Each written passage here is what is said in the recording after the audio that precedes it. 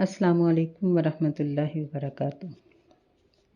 آج ہم سورہ الاحزاب کی آیت نمبر 28 سے شروع کریں گے۔ اعوذ باللہ السمیع العلیم من الشیطان الرجیم، بسم اللہ الرحمن الرحیم۔ یا ایہا النبی قل لازواجک ان کنتن تردن الحیاۃ الدنیا وزینتہا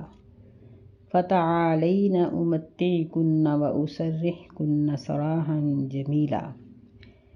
اے نبی صلی اللہ علیہ وسلم، قل لازواجک،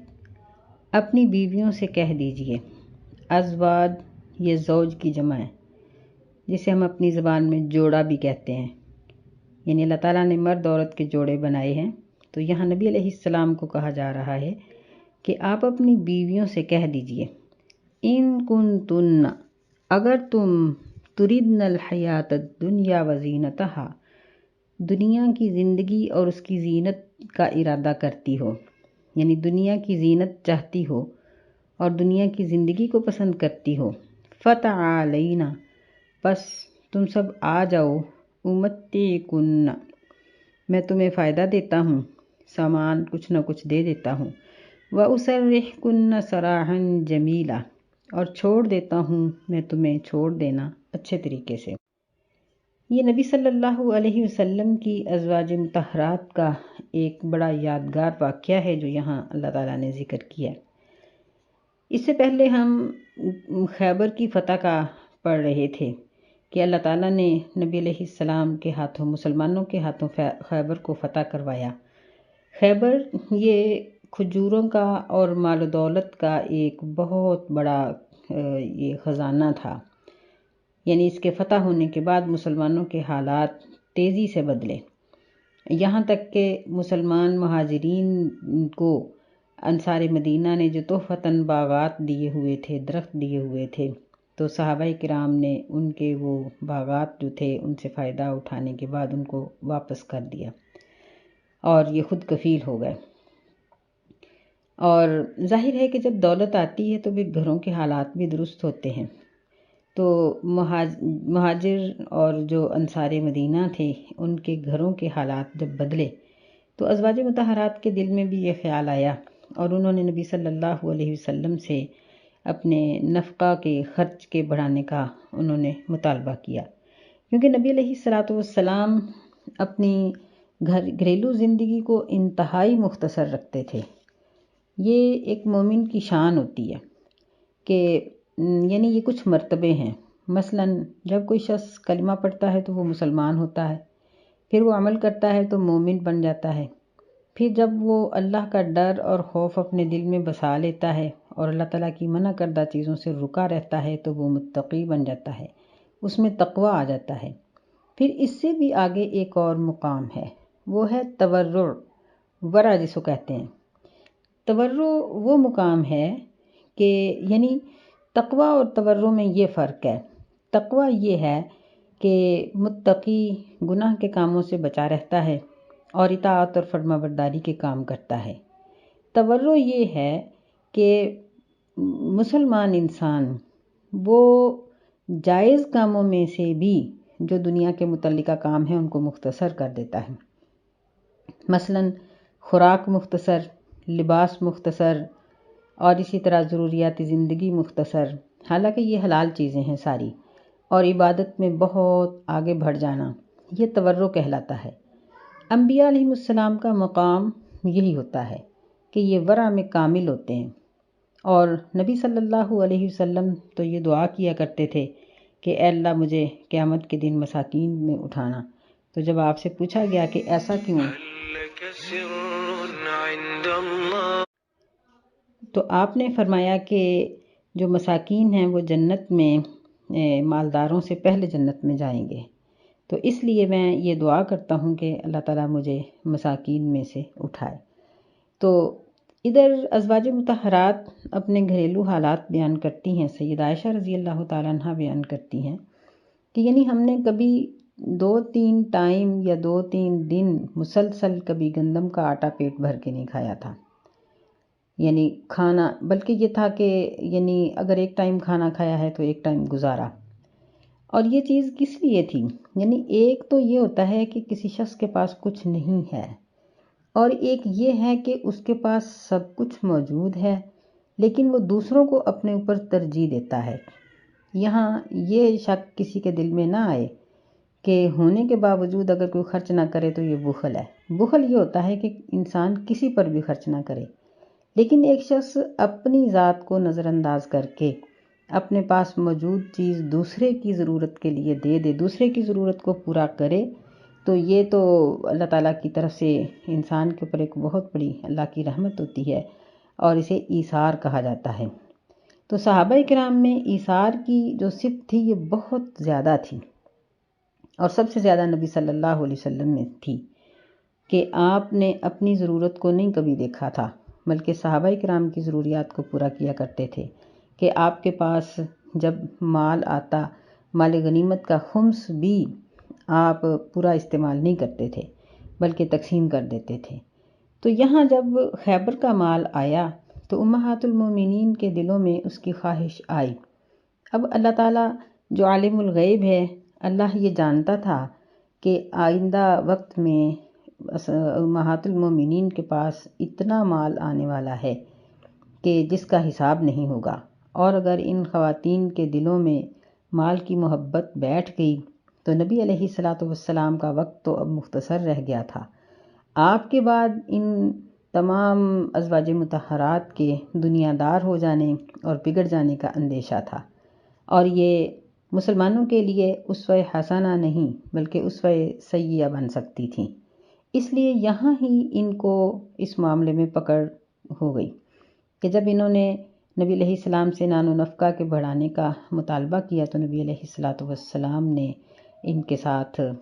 اس بات پر رضامندی کا اظہار نہ کیا، بلکہ جب ان کا مطالبہ بڑھا تو آپ نے ان کے ساتھ خاموشی کی قسم کھا لی۔ اسے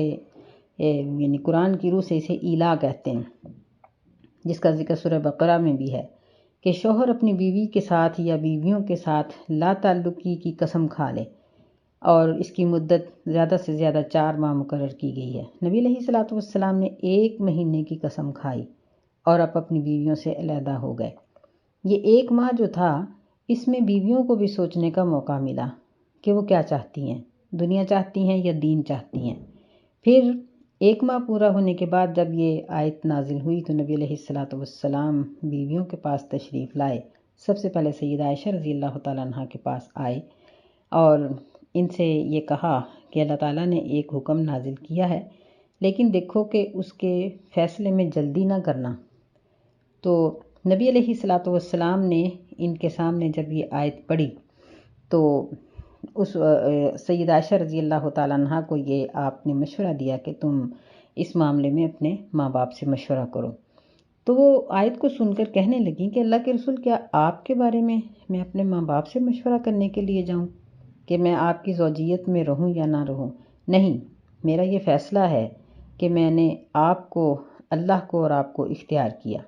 کیونکہ اس میں تلقین ہی اس بات کی گئی ہے کہ اگر تم دنیا چاہتی ہو تو آؤ میں تمہیں رخصت کر دیتا ہوں۔ وَإِن كُنتُنَّ تُرِدْنَ اللَّهَ وَرَسُولَهُ وَالدَّارَ الْآخِرَةَ، اور اگر تم ارادہ رکھتی ہو اللہ کو اور اس کے رسول کو اختیار کرنے کا اور آخرت کے گھر کو اختیار کرنے کا، فَإِنَّ اللَّهَ أَعَدَّ لِلْمُحْسِنَاتِ مِنْكُنَّ أَجْرًا عَظِيمًا، بس بے شک اللہ تعالیٰ نے تیار کیا ہے تم میں سے نیکی کرنے والیوں کے لیے بہت بڑا اجر۔ یعنی بالکل 2 ٹوک لفظوں میں یہ بات امہات المومنین کو کہہ دی گئی کہ اگر دنیا چاہتی ہو تو رخصت ہو جاؤ، اگر دین چاہتی ہو تو پھر ایسے ہی وقت گزرے گا، یعنی پھر وہ شاہانہ انداز کی زندگی حاصل نہیں ہوگی بلکہ غریبانہ زندگی میں ہی رہنا پڑے گا، کیونکہ دنیا کی نعمتوں سے سب سے کم فائدہ انبیاء علیہم السلام ہی اٹھاتے ہیں، اور جب یہ دنیا کی نعمتوں سے سب سے کم فائدہ اٹھاتے ہیں تو اللہ تعالیٰ ان کو آخرت کی نعمتیں سب سے زیادہ دیتا ہے۔ اور ہمیں قرآن و حدیث سے یہ بات معلوم ہوتی ہے کہ جس انسان نے دنیا کی نعمتوں سے زیادہ فائدہ اٹھایا ہوگا اس کو یعنی آخرت میں بھی کمی آئے گی، اور جو دنیا سے کم فائدہ اٹھائے گا وہ آخرت میں بہت زیادہ فائدہ پائے گا۔ تو امہات المومنین کا آئندہ جو آنے والا وقت تھا وہ اس طرح کا تھا کہ نبی علیہ الصلوۃ والسلام کے باغ فدق یعنی مال فے میں سے ان کو جو حصہ ملتا تھا وہ یعنی ڈھیروں کھجوریں ہوتی تھیں، اور پھر ان کو جو سالانہ خرچ ان کو دیا جاتا تھا وہ تقریباً 1000 دینار تھا، جو مہینے کا سمجھ لیں کہ پاؤ بھر سونا بنتا ہے۔ تو اتنی دولت، پھر اس کے علاوہ صحابہ کرام نبی علیہ السلام کی وفات کے بعد امہات المومنین کو بہت تحائف دیا کرتے تھے، یعنی کبھی پیسے بھیج دیے، کبھی کھانے پینے کی چیزیں بھیج دیں، اور کبھی یعنی کسی نہ کسی صورت میں امہات المومنین کو دیتے ہی رہتے تھے۔ تو یہ ایسی یعنی نیک اور صالح خواتین تھیں کہ یہ جو کچھ بھی ان کے پاس آتا تھا وہ سارا ہی غریبوں میں اور ضرورت مندوں میں تقسیم کر دیا کرتی تھیں، حتیٰ کہ اپنے پاس ان کے بعض اوقات روزے کی افطاری کے لیے بھی کچھ نہ بچتا۔ یہ وصف ان کے اندر پیدا کرنے کے لیے اس معاملے پر ان کی پکڑ کی گئی کہ جب انہوں نے نبی علیہ السلام سے خرچ کا مطالبہ کیا تو ان کو دو ٹوک یہ بات کہہ دی گئی کہ دنیا چاہتی ہو تو رخصت ہو جاؤ، میں تمہیں یعنی طلاق کے وقت جس طرح شوہر بیوی کو کچھ نہ کچھ دیتا ہے میں دے کے تمہیں رخصت کر دیتا ہوں، اور اگر آخرت کا گھر چاہتی ہو، اللہ اور اس کے رسول کو اختیار کرنا چاہتی ہو، پھر اسی طرح غریبانہ زندگی گزارنی پڑے گی۔ تو امہات المومنین نے بڑی خوشی کے ساتھ اس غربت کو اور اس تنگ دستی کو قبول کیا، جس کا اللہ تعالیٰ نے بدلہ ان کو دنیا میں عزت کے طور پر دیا، اور آخرت میں اللہ تعالیٰ ان کو جنت کے طور پر یہ صلہ دے گا۔ فرمایا یا نساء النبی من یأت منکن بفاحشۃ مبینہ، اے نبی صلی اللہ علیہ وسلم کی ازواج مطہرات، جو کوئی تم میں سے آئے بفاحشۃ مبینہ ظاہری بے حیائی کی طرف، یضاعف لها العذاب ضعفین، تو بڑھا دیا جائے گا اس کے لیے عذاب 2 گنا تک۔ یہاں فاحشہ کا معنی کیا ہے؟ فاحشہ کا عام طور پر معنی زناکاری کیا جاتا ہے، لیکن مفسرین نے اس کا ترجمہ یہ کیا ہے کہ ہر وہ گناہ، ہر وہ عادت، ہر وہ خواہش جو قرآن اور حدیث کے خلاف ہو وہ فاحشہ ہے،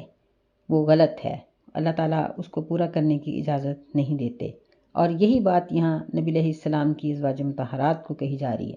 کیونکہ جب دولت آتی ہے تو پھر انسان عیش و عشرت کی زندگی گزارنے کے لیے نیکی اور برائی کی بعض دفعہ پرواہ نہیں کرتا، اور یعنی کھانے پینے میں فراخی، لباسوں میں فراخی، باقی تمام چیزوں کے اندر بڑھ چڑھ کر حصہ لینا، یہ چیزیں انسان کو فحش تک پہنچا دیتی ہیں۔ اس لیے فرمایا کہ تم سب ازواج مطہرات، نبی علیہ السلام کی زندگی ہو یا بعد میں، اگر تم میں سے کوئی بفاحشۃ مبینہ کھلے گناہ کرے گی تو اس کے لیے جس طرح اجر کئی گنا ہے، اسی طرح اس کے لیے عذاب بھی بڑھا دیا جائے گا۔ یضاعف لها العذاب ضعفین، اس کے لیے عذاب کئی گنا تک بڑھا دیا جائے گا۔ وَكَانَ ذَلِكَ عَلَى اللَّهِ يَسِيرًا، اور ایسا کرنا اللہ تعالیٰ پر بہت آسان ہے۔ یعنی عام طور پر ہم دیکھتے ہیں کہ بڑی بڑی مضبوط حکومتیں ہوتی ہیں، لیکن کسی بڑے کے اوپر ہاتھ ڈالنا یا کسی بڑے کے قریبی کے اوپر ہاتھ ڈالنا ان کے لیے بہت مشکل ہو جاتا ہے۔ یہی وجہ ہے کہ جرم پلتے رہتے ہیں حتیٰ کہ معاشرہ جرائم کی اماجگاہ بن جاتا ہے۔ یہاں اللہ تعالیٰ نے اپنی قدرت کا ذکر کیا ہے کہ اللہ کے لیے یہ کام کوئی مشکل نہیں کہ وہ بیوی نبی کی بیویوں کے اوپر پکڑ کرے، اللہ تعالیٰ کر سکتا ہے۔ اور اگر کوئی ایسی ہوگی جس طرح لوط علیہ السلام کی بیوی تھی یا نوح علیہ السلام کا بیٹا تھا، تو ان کو عذاب کرنا اللہ تعالیٰ کے لیے کوئی بھی مشکل نہیں، بلکہ ایسا کرنا بہت آسان ہے۔ وَمَن يَقْنُتْ مِنكُنَّ لِلَّهِ وَرَسُولِهِ وَتَعْمَلْ صَالِحًا نُؤْتِهَا أَجْرَهَا مَرَّتَيْنِ،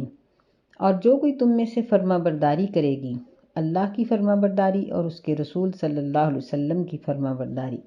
وَتَعْمَلْ صَالِحًا، اور نیک عمل کرے گی، نُؤْتِهَا أَجْرَهَا مَرَّتَيْنِ، تو ہم اس کو اس کا اجر 2 مرتبہ یعنی دگنا عطا کریں گے۔ وَأَعْتَدْنَا لَهَا رِزْقًا كَرِيمًا، اور ہم نے اس کے لیے بڑا عزت والا رزق تیار کر رکھا ہے۔ نبی علیہ السلام کی حدیث مبارکہ ہے، آپ نے فرمایا کہ اگر کوئی شخص کشائش کے باوجود بھڑکیلا لباس نہ پہنے، سادہ لباس پہنے، سادہ خوراک کھائے، سادہ زندگی گزارے۔ حالانکہ وہ بھڑکیلی زندگی گزار سکتا ہے، لیکن وہ کفایت شعاری کے ساتھ اپنا وقت گزارے، اور ظاہر بات ہے کہ پھر وہ اپنا پیسہ، اپنی رقم دوسرے غریبوں پر یا ضرورت مندوں پر خرچ کرے گا۔ تو ایسے شخص کو اللہ تعالیٰ قیامت کے بھرے میدان میں بلائیں گے اور اس کو ایمان کے حلل ایمان کے لباس اس کو پیش کریں گے اور فرمائیں گے کہ تم جس بھی لباس کو پہننا چاہتے ہو پہن لو، کیونکہ وہ ایک ایسا وقت ہوگا کہ لوگ بے لباس ہوں گے۔ تو ایسے وقت میں اس کو شاہانہ لباس جب ملے گا تو اس کے لیے خوشی کا ٹھکانہ نہ ہوگا۔ یہی وہ چیز تھی جس کی عادت یا جس تربیت میں نبی علیہ السلام کی بیویوں کو لایا جانا تھا۔ تو فرمایا کہ اگر تم نیک عمل کرتی رہو گی تو تمہیں دوہرا اجر ملے گا، عام خواتین سے تمہارا اجر بھی زیادہ ہوگا۔ یہاں ان 2 آیتوں سے ہمیں ایک بات یہ بھی معلوم ہوتی ہے کہ تمام لوگ برابر نہیں ہوتے۔ ہمارے معاشرے میں، ہمارے خاندانوں میں، ہمارے گھروں میں بعض افراد ایسے ہوتے ہیں جو کسی مقام پر ہوتے ہیں کہ دوسرے ان کی نکالی کرتے ہیں، بعض عام ہوتے ہیں۔ اگر کوئی شخص اس طرح کے مقام پر ہے کہ کوئی اس کی نقل کرتا ہے، تو ایسا شخص اگر گناہ کرے گا تو اس کے گناہ کا بوجھ ایک دوسرے اور چھوٹے درجے کے انسان سے زیادہ ہوگا، اور اگر وہ نیکی کرے گا تو اس کا اجر اللہ تعالیٰ اپنی رحمت سے چھوٹے درجے کے شخص کے نیک عمل سے اس کو زیادہ عطا کریں گے، کیونکہ اس کی دیکھا دیکھی دوسرے بھی بہت سے لوگ نیکی کا عمل کریں گے۔ خاندانوں میں بعض ایسے لوگ ہوتے ہیں جن کو خاندان آئیڈیل سمجھتا ہے، اور اتنی ان کی ہو جاتی ہے اپنے خاندان کے اندر تعریف، یا وہ اس مقام پر پہنچ جاتے ہیں کہ وہ اپنے بچوں کو جو تعلیم دیتے ہیں، خاندان کے بہت سے لوگ اپنے بچوں کو وہی تعلیم دیتے ہیں، جو وہ کرتے ہیں خاندان کے لوگ بھی وہی کرتے ہیں۔ تو ایسے لوگوں کو بہت احتیاط کرنی چاہیے، چاہے وہ خواتین ہوں یا مرد ہوں، کہ ان کو اپنے آپ پر توجہ رکھنی چاہیے کہ ان سے کبھی بھی کوئی گناہ سرزد نہ ہو کہ جس کو دیکھ کر کوئی دوسرا بھی اس کی نقل کرے اور وہ اپنے گناہ کے ساتھ اس کا گناہ بھی قیامت کے دن اٹھا کر آئیں۔ اس سے بچنا چاہیے۔ یہاں دوسری جو نصیحت کی گئی ہے، پہلی نصیحت امہات المومنین کو یہ کی گئی کہ مالداری کی وجہ سے جو فحش لوگوں میں آتا ہے اس سے بچی رہو، اور ایک نصیحت یہ کی گئی کہ تم میں سے جو نیک عمل کرے گی اس کو دوہرا اجر ملے گا۔ تیسری نصیحت یہ کی گئی، یا نساء النبی لستن کاحد من النساء، اے نبی صلی اللہ علیہ وسلم کی ازواج مطہرات، تم عام عورتوں میں سے کسی ایک کی طرح کی نہیں ہو۔ ان اتقیتن، اگر تم تقوی اختیار کرو گی، فلا تخضعن بالقول، امہات المومنین کو یہ بات بتا دی گئی کہ تمہارا مقام و مرتبہ عام عورتوں کی طرح کا نہیں ہے، بلکہ تم خواص میں شامل ہو، اور تم جو بھی کام کرو گی اس کی نقل کرنے والوں کا اجر اور ثواب تمہیں برابر میں ملے گا۔ فلا تخضعن بالقول فیطمع الذی فی قلبہ مرض۔ تو یہ چوتھی نصیحت یہ کی گئی کہ تم اس طرح کی گفتگو کسی سے نہ کرو جس میں نرمی ہو۔ فیطمع الذی، پس وہ شخص طمع کرے گا، خواہش کرے گا، فی قلبہ مرض، جس کے دل میں بیماری ہے۔ وقلن قولا معروفا، اور تم وہ بات کہو جو اچھی ہو، معروف طریقے سے بات کیا کرو۔ ازواج مطہرات کو یہ باور کرایا گیا کہ تمہارا مقام و مرتبہ عام عورتوں کی طرح نہیں ہے، لہٰذا تم جب کسی صحابی سے، کسی غیر مرد سے بات کرنے کی ضرورت پڑے تو اچھے طریقے سے بات کرو۔ ایسا بھی نہ ہو کہ وہ بات سن کر وہ شخص یہ کہے کہ یہ پتہ نہیں میں کسی انسان سے بول رہا ہوں یا کسی اور سے، اور ایسا بھی نہ ہو کہ گفتگو اس طریقے سے کی گئی ہو کہ بیمار دل اس بات کی طمع کرے کہ میں اس عورت کو دیکھوں یا میں اس سے دوبارہ بات کروں۔ یہ دراصل امہات المومنین کے ذریعے یہ ہم سب عورتوں کو نصیحت کی جا رہی ہے، ہم سب کو یہ بات بتائی جا رہی ہے کہ ظاہر ہے کہ عورت کو کبھی نہ کبھی کسی مرد سے بات تو کرنی پڑ ہی جاتی ہے، کسی دکاندار سے یا دروازہ کھٹکھٹانے والے سے، یا آج کل جس طرح فون ہے، موبائل فون ہے، ان پر کوئی نہ کوئی کال آ جاتی ہے، تو اگرچہ وہ غلط ہی کیوں نہ ہو، نہ تو اس طریقے سے بات کی جائے کہ وہ شخص دوبارہ کال کرنے کی جرت رکھے، اور نہ ہی اتنا برا بولا جائے کہ اپنے بد اخلاق ہونے اور برا ہونے کی علامت اس کو دے دی جائے، بلکہ فرمایا وَقُلْنَ قَوْلًا مَعْرُوفًا، یعنی اچھے طریقے سے بات کر دو۔ وَقَرْنَ فِي بُيُوتِكُنَّ وَلَا تَبَرَّجْنَ تَبَرُّجَ الْجَاهِلِيَّةِ الْأُولَىٰ، اور نہ بناؤ سنگار کرو تم پہلی جاہلیت کے بناؤ سنگار کی طرح، یعنی یہاں امہات المومنین کے ذریعے ہم سب کو یہ بات کہی جا رہی ہے کہ وَقَرْنَ فِي بُيُوتِكُنَّ، اور اپنے گھروں میں ٹھہری رہو، وَلَا تَبَرَّجْنَ، اور نہ بناؤ سنگار کرو تم پہلی جاہلیت کے بناؤ سنگار کی طرح، یعنی گھروں میں ٹھہری رہو، بلا ضرورت باہر نہ نکلو۔ یعنی بعض انسان عورتوں کی ضرورتیں ہوتی ہیں، مثلا حج کے لیے جائے گی، کسی کی بیمار پرسی کرنے کے لیے جائے گی، کسی کی ملاقات کے لیے جا سکتی ہے، اپنی کسی اور ضرورت کے لیے جا سکتی ہے، میل ملاقات کے لیے یا پڑھنے کے لیے، یعنی بلا وجہ بازاروں کے چکر یا بازاروں کی زینت بننا، یا ایسی جاب کرنا جس میں مردوں کے ساتھ مخلوط ہو کر رہنے کا، مل جل کر رہنے کا موقع ہو، یا کوئی ایسا کاروبار کرنا جس میں مردوں کے ساتھ گفتگو کرنے کی ضرورت پڑے، یہ چیزیں منع ہیں۔ اپنی ضرورت کے لیے عورت اگر باہر نکلے تو اس میں کوئی حرج کی بات نہیں، اور اس میں بھی یہ تلقین کی گئی ہے کہ وَقَرْنَ فِي بُيُوتِكُنَّ، اپنے گھروں میں ٹھہری رہو، یعنی جہاں تک بھی ممکن ہو خود کام کرنے کی بجائے مردوں سے کرواؤ، جس طرح آج سے چند سال پہلے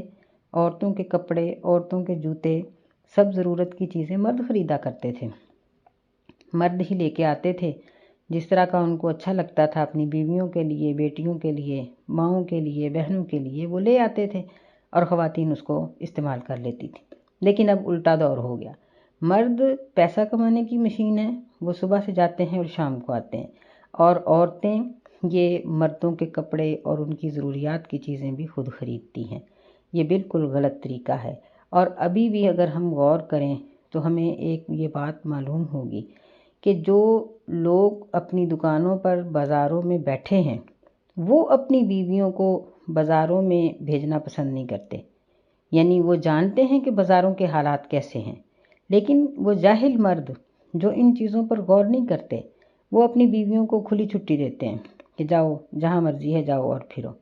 یہ مسلمانی کے خلاف ہے۔ بلا ضرورت عورت کا بازاروں میں جانا، ایک چیز کی خریداری کے لیے 20 چکر لگانا، پھرتے رہنا، مردوں سے خوش گپیاں اور ان کے ساتھ مختلف قسم کے انداز میں باتیں کرنا، بن سور کے جانا، زیورات پہن کے جانا، خوشبو لگا کے جانا، یہ سب چیزیں شریعت کے خلاف ہیں۔ اسلام ان چیزوں کی بالکل اجازت نہیں دیتا، اور جو لوگ یہ کہتے ہیں کہ اسلام نے عورت کو قیدی بنا دیا ہے، یہ بھی غلط ہے۔ اسلام نے عورت کو قیدی نہیں بنایا، بلکہ فرمایا کہ اپنی ضرورت کے لیے وہ نکل سکتی ہے، بغیر ضرورت کے نہ نکلے، اور نکلنے کی شرط یہ لگائی کہ وہ جاہلیت کے بناؤ سنگار کی طرح کا بناؤ سنگار نہ کرے۔ حدیث میں ذکر ہے، نبی علیہ الصلوۃ والسلام نے فرمایا کہ جو عورت نماز کے لیے آنا چاہتی ہے وہ خوشبو نہ لگائے۔ اسی طرح صحابیات کو اندھیرے والی نمازوں میں شریک ہونے کی اجازت تھی، کیونکہ حالات اچھے تھے، اور صحابیات فجر کی نماز میں اور عشاء کی نماز میں حاضر ہو جایا کرتی تھیں۔ پھر ان کو یہ تلقین کی جاتی تھی کہ وہ نماز کے ختم ہوتے ہی فوراً مسجد سے نکل جائیں تاکہ مردوں کے لیے رستہ خالی ہو جائے، اور اگر کسی ایسے رستے سے گزر ہو جہاں مرد بھی ہیں اور عورتیں بھی ہیں تو عورت کو یہ حق ہے کہ وہ رستے کی ایک جانب چلے اور وہ باقی رستہ مردوں کے لیے کھلا رکھے۔ لیکن آج کل ہم دیکھتے ہیں کہ عورتوں نے سارا رستہ خود انہوں نے مصروف کیا ہوتا ہے، جبکہ مرد کنارے پر چل رہے ہوتے ہیں۔ یہ بات غلط ہے، عورتوں کو ہمیشہ راستے کے کنارے پر چلنا چاہیے۔ وَأَقِمْنَ الصَّلَاةَ، اور نماز کو قائم کرو، وَآتِينَ الزَّكَاةَ، اور زکوٰۃ کو ادا کرو،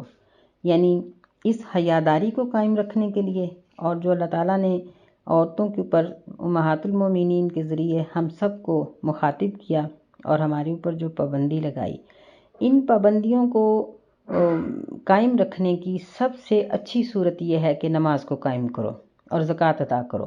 یعنی نیکی کی طرف مائل ہو جاؤ۔ وَأَطِیعْنَ اللَّهَ وَرَسُولَهُ، اور اطاعت کرو اللہ کی اور اس کے رسول کی، یعنی یہ تین چیزیں بنیادی ہیں: نماز کا قیام، زکوٰۃ کی ادائیگی اور اللہ اور اس کے رسول کی اطاعت۔ زکوٰۃ کی ادائیگی اس لیے کہا کہ اگر ایک عورت اپنے جیب خرچ میں غریبوں کا حق سمجھے گی، زکوٰۃ کی ادائیگی جو فرض ہے اس کی طرف توجہ کرے گی، تو ظاہر بات ہے کہ اس کی فضول خرچیاں خود بخود ختم ہو جائیں گی، اور اللہ اور اس کے رسول کی اطاعت میں پورا دین آ جاتا ہے کہ عورت کو پورے دین پر مکمل طور پر عمل کرنا چاہیے۔ فرمایا انما یرید اللہ لیذہب عنکم الرجس اہل البیت، بے شک اللہ تعالیٰ یہ ارادہ کرتا ہے کہ تم سے ناپاکی لے جائے، اہل البیت اے گھر والو، ویطہرکم تطہیرا، اور تمہیں پاک کر دے گناہوں سے پاک کرنا۔ اب اس آیت کے بارے میں بہت اختلافات لوگوں نے بنا رکھے ہیں، جبکہ قرآن و حدیث میں اور قرآن مجید کی تفاسیر میں اس کے اندر کوئی اختلاف نظر نہیں آتا۔ اختلاف کی جو وجہ ہے وہ یہ ہے، یہاں یہ لفظ ہے کہ اہل البیت کون ہیں۔ کچھ لوگوں نے صرف سیدہ فاطمہ رضی اللہ تعالیٰ عنہ، حسن، حسین، علی رضی اللہ تعالیٰ عنہ، یعنی 4 یہ اور 5ویں خود نبی علیہ السلام، ان کو اہل البیت قرار دیا ہے، حالانکہ یہ واقعہ اس طرح سے نہیں ہے۔ ہم جانتے ہیں کہ اہل البیت سے مراد ہمیشہ کسی بھی شخص کی بیویاں ہوتی ہیں۔ ہم اپنی زبان میں بھی جب کبھی بات کریں گے تو بیوی کو گھر والی کہیں گے، یا مرد بات کرے گا تو کہے گا کہ میرے گھر والی۔ تو اہل البیت کا معنی یہی ہوتا ہے کہ گھر والیوں۔ تو دراصل یہاں اس سے مراد تمام ازواج مطہرات ہیں۔ اللہ تعالیٰ نے قرآن مجید میں سیدنا ابراہیم علیہ السلام کا ذکر کیا تو وہاں بھی اہل البیت سے مراد ان کے اہل خانہ ہی لیے۔ تو ایک حدیث بھی بڑی واضح طور پر آتی ہے کہ جب نبی علیہ السلام پر یہ آیت اتری کہ اللہ تعالیٰ آپ کے اہل خانہ کو گناہ کی ناپاکی سے، رجس سے پاک کرنا چاہتا ہے، تو نبی صلی اللہ علیہ وسلم نے سیدہ فاطمہ رضی اللہ تعالیٰ عنہ اور سیدنا حسن اور حسین رضی اللہ تعالیٰ عنہ کے لیے دعا کی کہ یعنی اس طرح سے واقعہ آتا ہے کہ نبی علیہ السلام کے پاس جب یہ لوگ آئے اور نبی علیہ السلام نے اپنی چادر مبارک ان کے سروں پر دے دی اور فرمایا کہ اللہم ہؤلاء اہل بیتی، اے اللہ یہ بھی میرے اہل خانہ ہیں، یعنی ان کو بھی اہل خانہ میں شمار کر دے، فاطمہ رضی اللہ تعالیٰ عنہ، سیدنا حسن، حسین اور سیدنا علی رضی اللہ تعالیٰ عنہ، ان چاروں کو۔ تو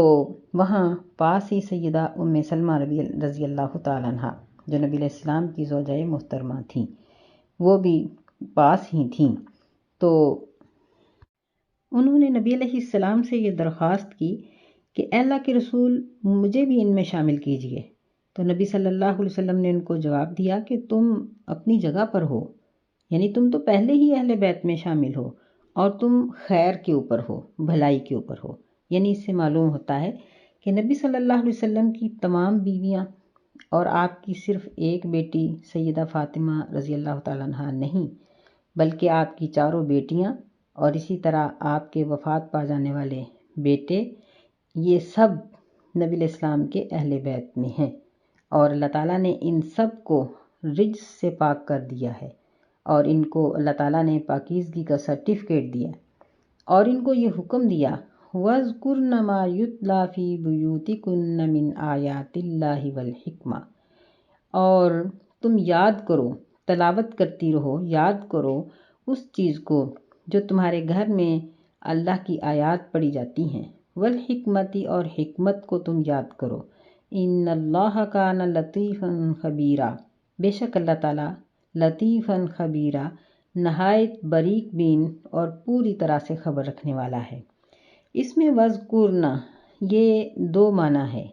ایک یہ ہے کہ تم یاد کرو، اور ایک اس کا مطلب یہ ہے کہ تم دوسروں کے سامنے ذکر کرو، یعنی دوسروں تک اس بات کو پہنچاؤ، کیا ما یتلا فی بیوتکن،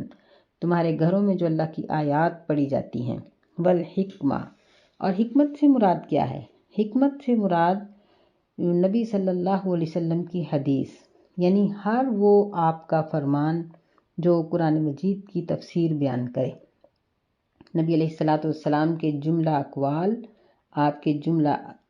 افعال، اور نبی علیہ السلام کے جملہ احوال، یعنی آپ کے تمام حالات، آپ کے اقوال اور آپ کے افعال، یہ سب حکمت میں شامل ہیں۔ اور یہی یہاں امہات المومنین کو کہا جا رہا ہے کہ یعنی قرآن کے ساتھ حدیث کو بھی یاد کرو اور اس کو آگے پہنچاؤ۔ تو اس سے یہ بات ہمیں معلوم ہوتی ہے کہ عورت بھی محتاط طریقے سے دوسروں کو دین کی تبلیغ کر سکتی ہے، جیسا کہ ہم امہات المومنین کو دیکھتے ہیں، ان کے واقعات کو پڑھتے ہیں کہ انہوں نے بہت اچھے طریقے سے نبی علیہ السلام کے بعد صحابہ کرام کو دین کی تبلیغ کی، اور وہ مسائل جن میں اختلاف ہو جاتا تھا تو صحابہ کرام امہات المومنین کے پاس ہی آتے تھے اور ان سے پوچھا کرتے تھے کہ یہ مسئلہ نبی علیہ السلام نے کس طرح سے بتایا تھا، تو یہ حل کر دیا کرتی تھیں۔ تو اس سے معلوم ہوتا ہے کہ خواتین اس فریضے کو بہت اچھی طرح سے انجام دے سکتی ہیں۔ ان اللہ کان لطیفا خبیرا، بے شک اللہ تعالیٰ باریک بین اور اچھی طرح سے باخبر ہے۔ یعنی عورت کس طریقے سے تبلیغ کر رہی ہے، کہیں وہ تبلیغ کے رنگ میں وہ بے دینی کی طرف تو نہیں جا رہی، یا کوئی اور اللہ کی نافرمانی کا کام تو نہیں کر رہی۔ اللہ تعالیٰ عورت کی ان تمام حالتوں سے باخبر ہوتا ہے۔ تو ہم سب خواتین کو اس بات کی اس میں تلقین کی گئی ہے کہ ہم شریعت کے تقاضوں کو سامنے رکھتے ہوئے باپردہ طریقے سے ہم دین کی تبلیغ کر سکتے ہیں، لیکن بلا وجہ خواتین کا سفر کرنا، دور دراز تک جانا، اکیلے میں ادھر ادھر بھٹکتے پھرنا، یہ چیزیں شریعت کے خلاف ہیں۔ شریعت ان چیزوں کو پسند نہیں کرتی۔ اللہ تعالیٰ ہمیں سمجھنے کی توفیق عطا فرمائے۔ آمین۔ السلام علیکم ورحمۃ اللہ وبرکاتہ۔